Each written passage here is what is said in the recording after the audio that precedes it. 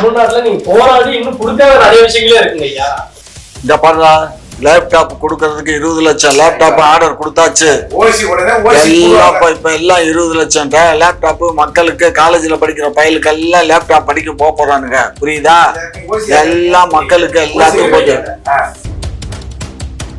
தகுதி வாய்ந்த தலைவிகளுக்கு மட்டும் 1000 ரூபாய். ஆமாப்பா, இன்கம் டேக்ஸ் கட்டுற பெண்களுக்கு எல்லாம் எதுக்கு 1000 ரூபாய், லட்சம் ரூபாய் மாசத்துக்கு? சொல்லும் போது எல்லாத்தையும் இஞ்சி பை இஞ்சா போட்டு கண்ணாடியை போட்டு பூத கண்ணாடி போட்டு எழுத முடியும். ஏதோ சொன்ன ரேண்டமா சொல்றோம் செய்யறோம். இத போய் ஒரு பெரிய விஷயமா பேசுறீங்க.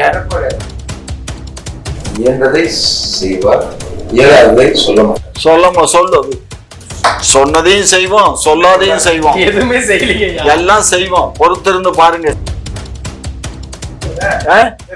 எஃப்ஐஆர் போட்டு உள்ள தள்ளணும். அது என்னன்னு எனக்கும் புரியாத புதிரா இருக்குங்க. இந்த கோடநாடு கொலை வழக்குலயும் ஊரை சுத்திட்டு இருக்காங்க மாப்பிள்ள மாதிரி. எல்லாமே என்னத்த சொல்றது போங்க. அரக்கோண வழக்குல இப்ப அந்த பெண்ணுக்கு நடந்த அநீதிக்கு நீங்க முதல்ல வழக்கு வாங்கிருக்கீங்களா, வழக்கு பதிவு பண்ணிருக்கீங்களா? அந்த பிள்ளைக்கு வழக்க பதிவு பண்ணி அந்த பிள்ளைக்கு இது கொடுத்தாச்சு, ரசீது கொடுத்தாச்சு. நாடகத்தை விடுங்க, நீட்டு தேர்வு ரத்து பண்றதுக்கான வழிகளை பாருங்க அப்படின்னு சொல்லிட்டு பாமக நிறுவனர் ராமதாஸ் சொல்லியிருக்காரு. எங்களுக்கு 10.5% கொடுக்கவில்லை என்றால் அண்டம் கிடுகிடுக்க ஆகாயம் படபடக்க போராட்டம் வெடிக்கும் அப்படின்னு சொல்லி புறத்துல உட்காந்து பேட்டி கொடுத்திருக்காரு. சரியா? அதுக்கு மூர்த்தியார் என்ன சொல்றாரு கேளு. நாங்க அப்புறம் என்ன தமிழ் சாதி இல்லாம நாங்க என்ன வேற சாதியா? நாங்க தான் வடிகட்டின தமிழர், நாங்க தான். நீங்க எல்லாம் டெம்பரரி தமிழர்கள். நாங்க வடிகட்டி உண்மையான நேசிக்கிற தமிழை நேசிக்கிற தமிழை சுவாசிக்கிற தமிழர்கள், பச்சை தமிழர்கள்.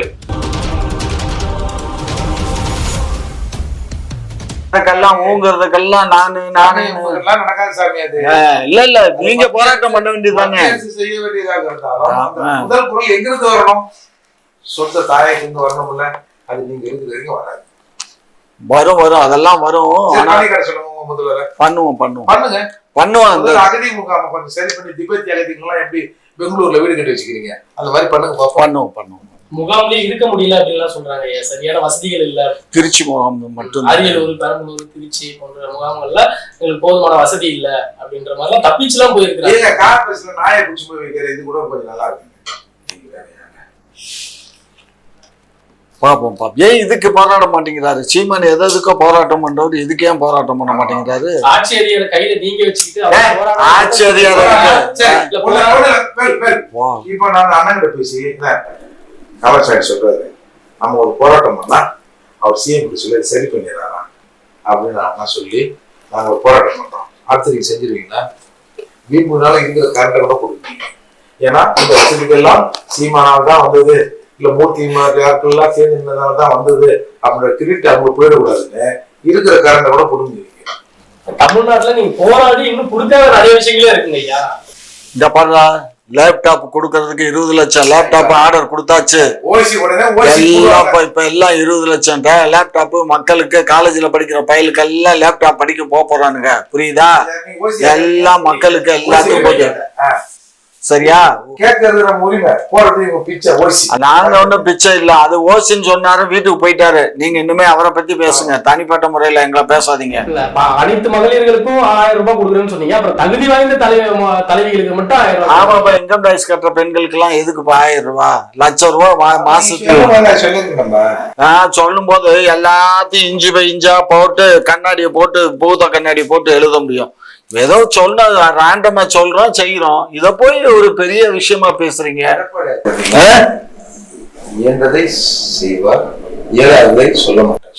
சொல்லுது சொன்னதையும் செய்வோம், சொல்லாதையும் செய்வோம், எதுவுமே செய்யலைங்க, எல்லாம் செய்வோம். பொறுத்திருந்து பாருங்க, செஞ்சுக்கிட்டே இருக்கோம். மண்ணுல எவ்வளவு பண்ணுவீங்க? ஏங்க மண்ணுல என்னங்க பண்ணிருக்கோம்? இப்ப முந்தைய அரசு மண்ணை அள்ளிட்டு போயிருச்சுங்க. நாங்க மண்ணை இல்லைங்க, முந்தைய அரசு பண்ணுச்சு. நீங்க வந்த நிக்கிறது எங்களை தான் குற்றம் சொல்றீங்களே தவிர எஃப்ஐஆர் போட்டு உள்ள தள்ளணும். அது என்னன்னு எனக்கும் புரியாத புதிரா இருக்குங்க. இந்த கோடநாடு கொலை வழக்குலயும் ஊரை சுத்திட்டு இருக்காங்க மாப்பிள்ள மாதிரி. எல்லாமே என்னத்த சொல்றது போங்க. இப்ப நீங்க வந்து இது அரக்கோண வழக்குல முதல்ல வழக்கு பதிவு பண்ணிருக்கீங்களா ஐயா? எதுல?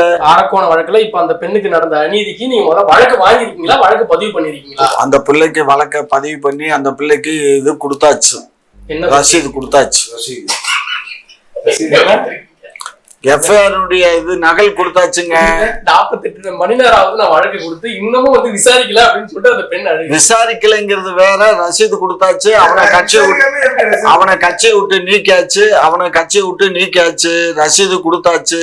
அவனை பிடிக்கிறதுக்கும் அவன் ஆளு எஸ்கேப் ஆகி ஓடி போயிட்டான். அதை ஒரு தனிப்படை அமைச்சிருக்கு. அவனை பிடிச்சி கொண்டு வந்து வச்சு எஃப்ஐஆரை போட்டு சார்ஜ் ஷீட்டை போட்டு காவல் நிலையத்துல ரெடி பண்ணி சொல்லுவாங்க. நாளைக்கு வச்சிருக்காருல எடப்பாடி அங்க போராட்டம். இயன்றதை செய்தவர், இயலாததை சொல்லாதவர், இது மனுஷன். ஓ அப்படியா? எவ்வளவு சார்? இது உங்களை மாதிரி அள்ளி விடுறாடே அண்ணா கேள்ல நான் கேட்ட விடுங்க. அதனால ஒண்ணுமே செய்ய முடியல. அதான் வெள்ளைன்னு சொல்லி மாத்துறீங்களா? காசு கொடுக்கலாம், நாங்க வெள்ளை சட்டை போட்டு. ஏங்க மேற்படி ஆளுக்கெல்லாம் வந்து ஒரு பெரிய ஒரு 3 கோடி ரூபாயை கொடுத்து மறுபடியும் ஒரு ஸ்டுடியோ வச்சு கொடுத்து ஒரு காரை வாங்கி கொடுத்து. ஆமாமா கூட நான் சாப்பிட்டு எடப்பாடி சொன்ன ஹோட்டல்ல தான் சாப்பிட்டேன். ஐயா வந்து பில்லு கட்டிப்பாருன்னு சொல்லிட்டு பில்லு அதுக்கு ஐயா எடப்பாடி ஹோட்டல் தான். இந்த சென்னையில 6 ஹோட்டல்ல 7 ஹோட்டல்ல எடப்பாடி ஹோட்டல் இருக்காங்க. ஹோட்டல் இல்ல, இந்த ஹோட்டல்ல சாப்பிடுவாங்க சொல்லி என் பேர் சொல்லிட்டு பண்ணுவீங்க ஐயா. நீங்க இதையும் பண்ணுவீங்க, இன்னும் பண்ணுவீங்க, எதையும் பண்ணுவீங்க, எதை வேணாலும் பண்ணுவீங்க. என்னைய காசு பாக்ஸிங் பண்ணலையே ஐயா பேர் சொல்லிட்டு வந்தேன். விடுங்க, நாடகத்தை விடுங்க, நீட்டு தேர்வு ரத்து பண்றதுக்கான வழிகளை பாருங்க அப்படின்னு சொல்லிட்டு பாமக நிறுவனர் ராமதாஸ் சொல்லியிருக்காரு. அண்டம் கிடுகிடுக்க ஆகாயம் கிடுகிடுக்க என்னமோ ஒரு பழமொழி இன்னைக்கு பேட்டி கொடுத்திருக்காரு. தெரியுமா உனக்கு? எங்களுக்கு 10.5% கொடுக்கவில்லை என்றால் அண்டம் கிடுகிடுக்க ஆகாயம் படபடக்க போராட்டம் வெடிக்கும் அப்படின்னு சொல்லி மயிலாப்புரத்துல உட்காந்து பேட்டி கொடுத்திருக்காரு. சரியா? அதுக்கு மூர்த்தியார் என்ன சொல்றாரு கேளு.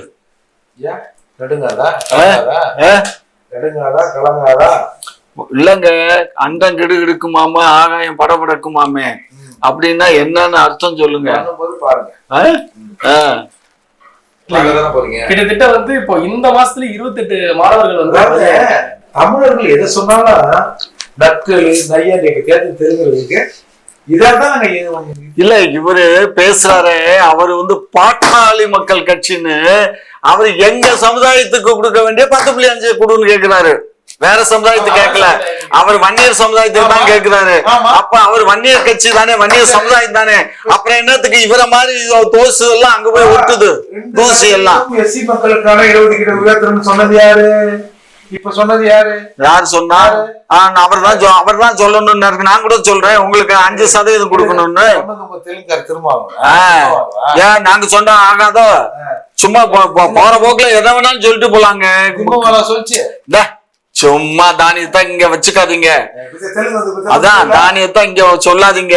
எங்க போனாலும் எதை வேணாலும் யாரு வேணாலும் வாயில வடை சுட்டுட்டு போயிடலாம். செயல்பாட்டுக்கு வரணும் இல்ல? இவங்க சொல்றதையும் செய்வாங்க, சொல்லாததையும் செய்வாங்க. ஆமாப்பா, இப்போ இவரு சொல்றாரு, ஐயா பெரியவரு டாக்டர் வயசானவர் சொல்றாரு. ஆனா அவர் இவருக்கு அவ்வளவு கொடு, இவருக்கு கொடு. ரோட்ல போறது என்னமோ இவரு வீட்டுல இருக்க தைலாபுரத்துல இருக்கிறது எடுத்து கொடுக்குற மாதிரி பேசுறாரு. ஒரு தமிழ்நாட்டின் ஒரு மூத்த தலைவர், அதே மாதிரி ஒரு குடும்பத்தின் ஒரு மூத்த உறுப்பினர், அவர்தானே பேசி கொடுப்பாங்க. கை பிடிச்சு கொடுப்பாங்க. ஏங்க அவர் மூத்தவர்னா அவருக்கு வீட்டுக்கு தாங்க அவர் மூத்தவர், நாட்டுக்கு இல்லங்க. நாட்டுக்கு மூத்தவர் இல்ல. நாட்டுல 1000 கட்சி இருக்குது, 1000 கட்சியில மூத்தவர் இருக்காங்க. அவர் வயசை காட்டுல அதிகமான வயசு இருக்காங்க, ஆள்லாம் இருக்காங்க. இன்னைக்கு துரைமுருகனுக்கு என்ன வயசு ஆகுது? ஏன்னா அவரை காட்டுல இளமை அவரு. போய் ஏன் அவர் என்ன துரைமுருகன் வந்து அவரு சாதாரணமான ஆளா? அதுவும் துரைமுருகன் ஆமாங்க, அதனாலதான் சொல்றேன். அப்புறம் என்ன, எங்க குடும்ப தலைவர், மூத்த தலைவர் மீக்கு எதுக்குறேனா இந்த பாருங்க, நீங்க அப்படி எல்லாம் பேசக்கூடாது. சாதிவாரி கணக்கெடுப்பு எடுக்கவே மாட்டேன்றீங்க. மத்திய அரசு உத்தரவு கொடுத்துருச்சீங்கய்யா. என்னத்துக்கு அதுக்குள்ள எனக்கு 10.5 கொடுக்கலன்னா நான் கலவரம் பண்ணுவேன்னு எதுக்கு சொல்லணும்? எதுக்கு சொல்லணும்? ஒரு பெரிய மனுஷன் 4 ஆண்டு இன்னமும் எடுக்கல. அப்புறம் நாங்க எடுக்க மாட்டோம். நாங்க அன்னைக்கு இன்னைக்கு என்னைக்குமே எடுக்க மாட்டோம். நாங்க ஒன்றிய அரசு தான் எடுக்கணும். ஒன்றிய அரசு எடுக்கிறேன்னு சொல்லிருச்சு. அதுக்கு இடையில என்னத்துக்கு நீ செங்கலை உருவுறீங்க? அதான் எடுக்க போறாங்களே, எடுத்து வரட்டும். இந்த 10.5ங்கிறத 20.5 கூட உங்க இதுல வந்தா வாங்கிக்கோங்க. பேசுவதற்கு இந்த மறுப்பு சொல்ற வேலையை முதல்ல நீங்க விடுங்க. எதுக்கு? அப்புறம் நாங்க விடாம யாரு பேசுவாங்க? யார் சொன்ன தகுதி இல்லைன்னு? எந்த வழியில தகுதி இல்லை? எதுல நாங்க குறைஞ்சு போயிட்டோம்? அதெல்லாம் நீங்க யாருங்க எங்களுக்கு தகுதியை நிர்ணயம் பண்றதுக்கு? நாங்க அப்புறம் என்ன தமிழ் சாதி இல்லாம நாங்க என்ன வேற சாதியா? நாங்க தான் வடிகட்டின தமிழர். நாங்க தான். நீங்க எல்லாம் டெம்பரரி தமிழர்கள். நாங்க வடிகட்டி உண்மையான நேசிக்கிற தமிழை நேசிக்கிற தமிழை சுவாசிக்கிற தமிழர்கள், பச்சை தமிழர்கள். தெரிஞ்சுக்கோங்க. சும்மா இந்த முறைக்கிறது வைக்கிறது வரும்ல உங்களுக்கு. அதாவது எனக்கு என்னன்னா, இவ்வளவு தூரம் போராடின பசங்க இவரை பக்கத்துல கூட ஒருத்தருமே வரலையா? அங்க எனக்கு அங்க இருந்து போன் அடிக்கிறானுங்க. இவரு பாட்டு கம்முன்னு உட்காந்துட்டு இருக்காங்க. எந்திரிச்சு கூட பாக்கலையா? கல் உழுது அங்கிட்டு உழுது, எந்திரிச்சு கூட பார்க்காம அசாம உட்காந்துட்டு இருக்காங்க. அது எப்படி உங்களால முடிஞ்சுச்சு? தெரியாது. சாம்பல் பண்ணுவாங்க. அதுக்கப்புறம் எங்க துணை எங்க எங்க இன்னொரு 4 ஃபுல் சொல்ல சொல்லுவாரு. எனக்கு லைவ் போட்டு வைங்கப்பா. மொபைல் ஓபன் பண்ணி லைவ் போட்டு காட்டிட்டே இருக்கானுங்க. நான் பார்த்துட்டே இருக்கேன். ஒரு வாடு அப்படி இப்படி தலையை திருப்பிட்டு இப்படி கைய காட்டிக்கிட்டு உட்காந்துட்டு இருக்காரு. நிகழ்ச்சி எப்படி பத்தி நடத்துனா நிகழ்ச்சி இன்செஷன் கொடுத்துங்க. இதெல்லாம் கெட்டியார்த்தன் தானே. இதெல்லாம் ஒரு தனித்தன்மை தானே. அதெல்லாம் யார்கிட்ட இருந்து வந்தது? திருமாகிட்ட இருந்து வந்த தன்மை தான். அண்ணன்கிட்ட இருந்து கத்துக்கிட்டாரு. அங்க கத்துக்கிட்டு இங்க கத்துக்கிட்டே இப்போ அண்ணனுக்கே போட்டு காட்டிட்டு இருக்காரு. உலகமே அதானப்பா. எப்பயுமே கத்துக்கிட்ட எப்படி வரம் கொடுத்தவன் தலையில வீட்டுல ஒண்ணு போக மாட்டாரு. தம்பி தொலையோட போண்டுவாரு. யாரு கண்டா? நீங்க தான் அப்படி ஒட்டி உறவாடி தானே இருந்தீங்க. ஒத்த ஸ்கூட்டர்ல போறது, ஒத்த சைக்கிள்ல பின்னாடி உட்காந்து போறது.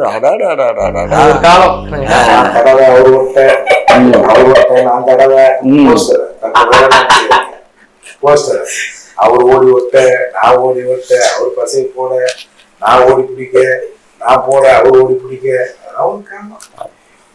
சேர் போற மாதிரி ஏதோ பண்ணுனீங்க. இன்னைக்கு என்னமோ பேசுறீங்க. நீங்களா பேசலங்க மூர்த்தி. உங்களை இன்னைக்கு RSS இயக்குதுப்பா. RSS தான் இயக்குது. அந்த RSS கைக்கூலி ஒவ்வொருத்தரையும் தேவரில் இன்னைக்கு அவங்க ஒரு கைக்கூலிய தலைவரை தேர்ந்தெடுத்துட்டாங்க. அதே மாதிரி ஒரு இந்த இனத்துல நான் எவனுக்கு படிவேலை செய்யணும் நான் தான் முடிவு பண்ணணும். அதான் படிவேலை யாரு சரி முடிவு பண்ணிட்டல, கொத்தடிமா போயிட்டல, செங்கல் சொல்லியில போன மாதிரி அண்ணா போயிட்டல. அதை பேசுகிற தகுதி உனக்கு இல்ல. கொத்தடிமையா வாங்கின ஓன நீங்களும் அதை பேசக்கூடாது. யார் சொன்னா? பாருங்க, அதை அபாலிஷ் பண்ணியாச்சு. அது அப்படின்னா கொத்தடிமை எப்படி அந்த வார்த்தை உபயோகப்படுத்துறதே தவறு. கொத்தடிமை வச்சுட்ட நீங்க கொத்தடிமைன்னு சொல்றது தவறான வார்த்தை. கொத்தடிமை இருக்கும்போது கொத்தடிமை இருக்கலாம் அப்படி சொல்றது தப்பு தானே. கொத்தடிமைங்கிற வார்த்தையே தவறான வார்த்தை. நீங்க அந்த வார்த்தையை உபயோகப்படுத்தாதீங்க. இப்போ இந்த கோயம்புத்தூர்ல இன அழிப்பு மாநாடு போடும்பொழுது நான் தனிச்சு தான் நிக்க போறேன், யார் கூடயும் கூட்டணி இல்லை அப்படின்ற மாதிரி ஒரு அறிவிப்பு கொடுத்துருக்காரு. அதை எப்படி பாக்குறீங்க? எல்லாம் கருதையும் நிக்கிறாங்க.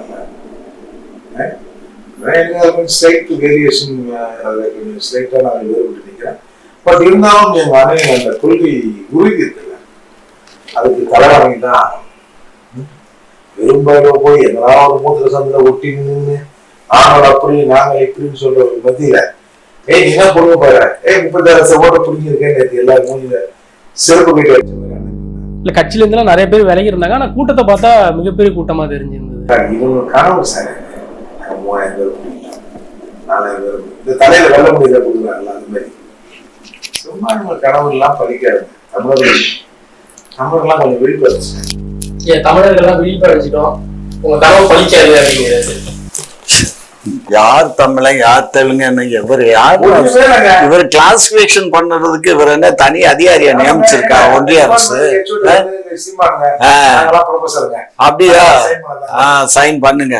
நீங்க எல்லாம் எவ்வளவு சீக்கிரமா நீங்க நட்டுக்க போறீங்கிறது எனக்கு எல்லாமே தகவல் வந்துகிட்டு இருக்கு. பல இடங்கள்ல வந்து சீமானோட நட்டுக்கு போறோம். ஒண்ணுங்களாம் போறீங்க.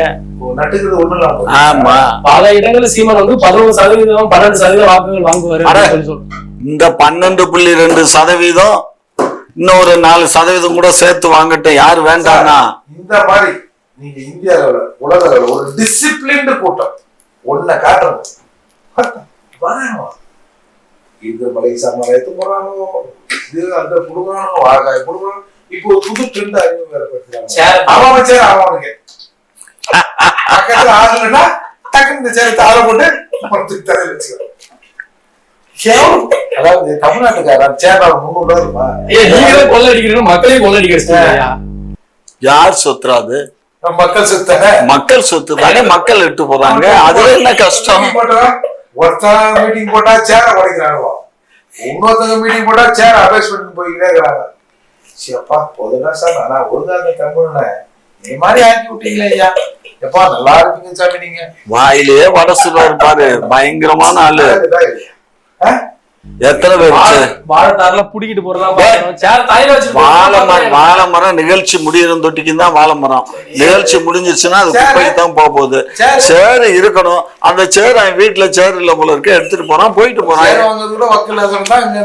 ஏங்க ஏழை எளிய மக்கள் எடுத்துட்டு போறாங்க. இதுல எதுக்கு நீ உங்களுக்கு என்ன சார் வந்துச்சு? நாங்க யார்ட்டையும் கம்ப்ளைண்ட் பண்ணோமா? இவன் வீட்டுல இதை எடுத்துட்டு போயிட்டான், அதை எடுத்துட்டு போயிட்டாங்க. அதெல்லாம் நீங்க